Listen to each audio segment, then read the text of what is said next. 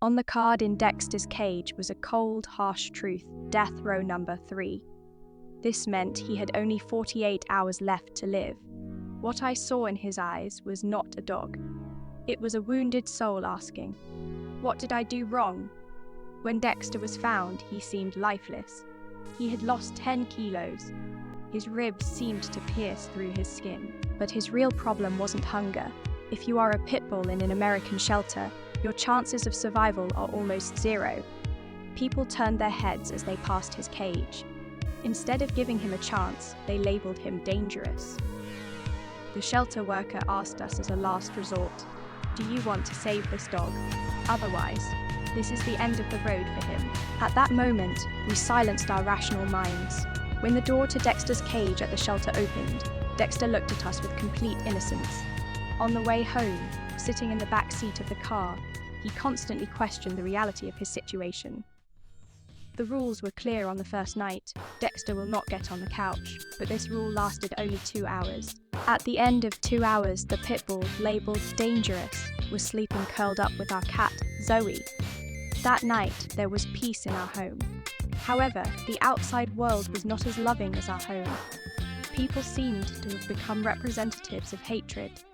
Walking down the street, I felt people's judgmental stares. That day, when we went outside, an old woman blocked our path.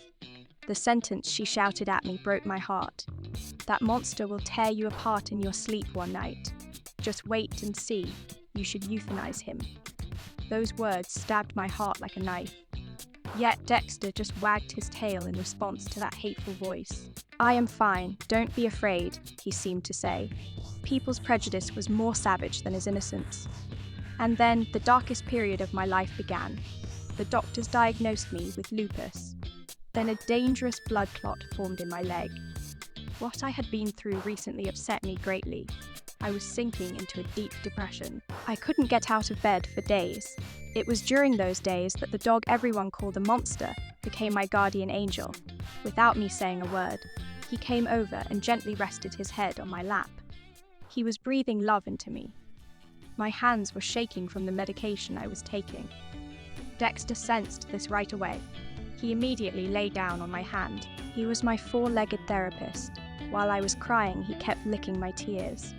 He was saying, "I am here with you. Everything will pass." When my closest friend Dexter and I came to the beach, I watched him digging in the sand with his unique energy. I saw the whole truth better at that moment. This dog, whom I took out of the cage 48 hours before euthanasia, is now my light of life. Everyone says, "You saved him." But no, if there is a savior in our story, it is not me. It is my loyal friend Dexter. Shelters are full of monsters just waiting for a chance. Please don't buy these adorable friends of ours, whom everyone calls monsters but doesn't know how loyal they are. Adopt them, because saving a dog changes both your world and that dog's world forever. Do you have a rescue story like this? If so, I'd love to hear it. Don't forget to subscribe to my channel for more stories.